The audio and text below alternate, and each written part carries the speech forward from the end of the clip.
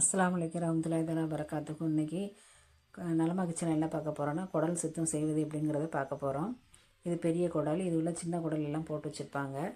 தனித்தனியாக இருக்கிறத மொத்தமாக முடிச்சு போட்டு உள்ளே போட்டிருப்பாங்க. அதை நம்ம தனித்தனியாக எடுத்து டைலர்லாம் எப்படி பைப்பிங் துணி தைச்சி பெரட்டுவாங்களோ அதே மாதிரி நம்ம உப்பு கண்ட ஊசியை வச்சு இந்த ஒவ்வொன்றையும் தனித்தனியாக எடுத்து அதை உள்பக்கத்தை வெளிப்பக்கமாக பெரட்டி எடுத்தோம்னு சொன்னால் உள்ளே நிறைய அழுக்குகள் இருக்கும். அது மாதிரி வலுவழுப்பு தன்மை நிறையா இருக்கும். அதை நல்லா பிசைஞ்சு கழுவிட்டு சுடு தண்ணியில் போட்டோம்னு சொன்னால் அந்த வலுவழுப்பு தன்மை இல்லாமல் நல்லா ரஃப் ஆகிரும். நம்ம கட் பண்ணுறதுக்கு ஈஸியாக இருக்கும். இது வந்து சிலிப்பின்னு சொல்லுவாங்க. இதை வந்து நம்ம தனியாகவே அவிச்சு சூப்பு வச்சு செஞ்சு சாப்பிட்டோம்னு சொன்னால் நம்ம குடல் புண்ணு வந்து சீக்கிரம் குணமாகும். இப்போ இந்த குடல்களில் எல்லாத்தையும் தனித்தனியாக நம்ம பிரித்து வச்சுக்கிடுவோம். இது வந்து சின்ன குடல், இது தனியாக வச்சுக்குவோம். இது பெரிய குடல். எல்லாத்தையும் நம்ம இப்போ தண்ணியில் போட்டு நல்லா கசக்கி மேல் பக்கமாக நம்ம கழுவ போகிறோம். நம்ம பெரட்டினதுக்கப்புறம் உள்பக்கம் கழுவ முடியாது, அதை பெரட்ட முடியாது. அதனால் இப்போவே எல்லாத்தையும் கழுவிக்கணும். இது சிலிப்பி, இது நம்ம தனியாக எடுத்து வச்சுக்கிடுவோம். இது வந்து அடுக்கு குடல்னு சொல்லுவாங்க. இதில் வந்து உங்களுக்கு நிறைய லேயராக இருக்கும்.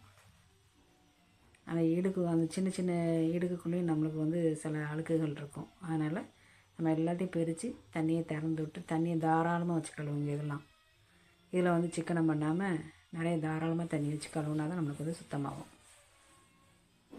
ஒவ்வொரு லேயரையும் எடுத்து நல்லா கசக்கி துணியை கசக்கிற மாதிரி நல்லா கசக்கி கழுவுங்க. அதுக்கடுத்து இது சின்ன குடல். சின்ன குடல் எல்லாத்தையும் நம்ம வெளிப்பக்கமும் கழுவணும்ல, அதனால் வெளிப்பக்கமும் நல்லா கசக்கி கழுவிட்டு அதுக்கப்புறம் நம்ம வந்து பெரட்டுவோம். அப்புறம் பெரட்டினா திருப்பி இதை வந்து நம்ம உள்பக்கம் இருக்கிற நம்ம கழுவ முடியாது. அதனால் இப்போவே எல்லாத்தையும் நல்லா கசக்கி சின்ன குடலை உப்பு கொண்ட வச்சு ஊசியை வச்சு எப்படி பெரட்டுறேன் பாருங்கள். பைப்பிங் துணியை நம்ம பெரட்டுற மாதிரியே என்ன செய்யணும், இதை அவ்வளோத்தையும் உள்ளே தள்ளி விட்டு பெரட்டி எடுக்கணும். பெரட்டி எடுத்துட்டோம்னு சொன்னால் உள்ளே நிறைய அழுக்குகள் நிறையா இருக்கும். இந்த சின்ன இதில் வந்து நம்ம பெரட்டாமல் கழுவ முடியாது. இப்படி பெரட்டி விட்டால் தான் அதுக்குள்ளே நிறைய அசடுகள் எல்லாத்தையும் நம்ம க்ளீன் பண்ண முடியும். அது ஃபுல்லாக நல்லா வலிச்சு எடுத்துட்டு அப்புறம் நம்ம நல்லா பிசைஞ்சி கழுவிட்டு சுடு தண்ணியில் போட்டோம். இந்த சட்டியில் நம்ம நல்லா சுடு தண்ணி நல்லா சூட வச்சுருக்கோம். இதில் சின்ன குடலை ஃபுல்லாக போட்டு நம்ம எடுத்துக்குவோம். அப்போ தான் அதனுடைய வழுக்குத்தன்மை நமக்கு போகும். கட் பண்ணுறதுக்கு நமக்கு ஈஸியாக இருக்கும்.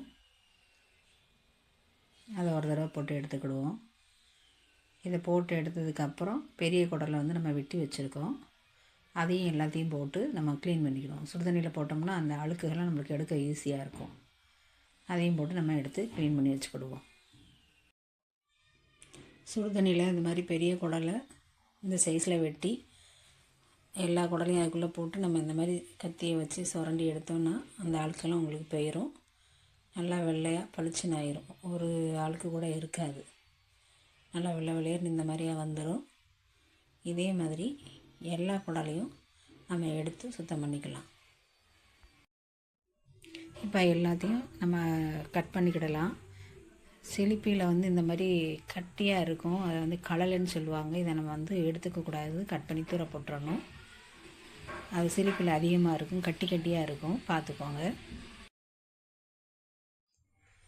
நம்ம எல்லா குடலையும் தனித்தனியாக நம்ம ஆரம்பத்தில் காமிச்ச மாதிரி சிறு குடல் தனியாக, பெரிய குடல் தனியாக, சிலிப்பி தனியாக எல்லாத்தையும் நம்ம தனித்தனியாக கழுவி வச்சுருக்கோம். சின்ன குடலை நல்லா பெரட்டி விட்டு உள்பக்கம் வெளிப்பக்கம் நல்லா கழுவிட்டு சுடுதண்ணியில் போட்டு கட் பண்ணி வச்சுருக்கோம். அதுமாதிரி சிலிப்பியும் கட் பண்ணி கழுவி வச்சுருக்கோம். பெரிய குடல் அதையும் சுடு தண்ணியில் போட்டு மேலே உள்ள கருப்பு இதெல்லாம் வச்சு நம்ம சொரன்னு உள்ள கத்தியை வச்சு எல்லாத்தையும் நல்லா சுரண்டி எடுத்து க்ளீன் பண்ணி வச்சுருக்கோம்.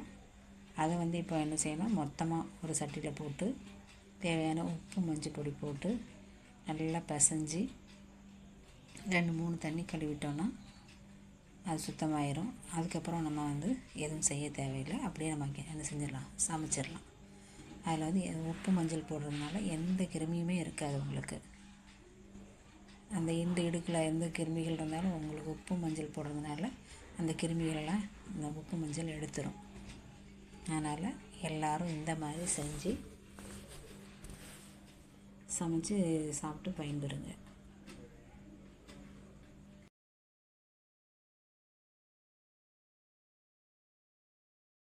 இந்த மாதிரி 2-3 தண்ணி நல்லா கழுவி எடுத்துட்டோம்னா நல்லா சுத்தமாயிரும். கிருமி பாக்டீரியா எதுவுமே இருக்காது. அதனால் எல்லோரும் இந்த மாதிரி கழுவி சுத்தம் பண்ணி செஞ்சு சாப்பிடுங்க. ஆரோக்கியமாக இருங்க.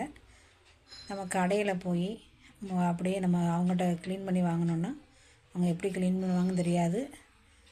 அப்படியே வெட்டி கொடுத்துருப்பாங்க. பெரிய குடல்லாம் கருப்பெல்லாம் அப்படியே தான் இருக்கும். ஆனால் நம்ம வாங்கி முழு குடலை வாங்கிட்டு வந்து இந்த மாதிரி தனித்தனியாக எடுத்து பரட்டி விட்டு உள்பக்கம் வெளிப்பக்கம் எல்லாத்தையும் நம்ம க்ளீன் பண்ணி நம்ம சமைச்சு சாப்பிடும்போது நம்மளுக்கு திருப்தியாக இருக்கும். திருப்தியாகவும் சாப்பிடலாம். நம்ம கழுவிட்டோம், எந்த கிருமியும் இருக்காது, சுத்தமாக இருக்குங்கிறது நமக்கு தெரியும். அதனால் எல்லோரும் இந்த மாதிரி செஞ்சு பயன்பெறுங்க. இந்த சேனல் பிடிச்சிருந்தால் லைக் பண்ணுங்கள், ஷேர் பண்ணுங்கள், கமெண்ட் பண்ணுங்கள். அஸ்ஸலாமு அலைக்கும் வரஹ்மத்துல்லாஹி தஆலா பரகாத்துஹு.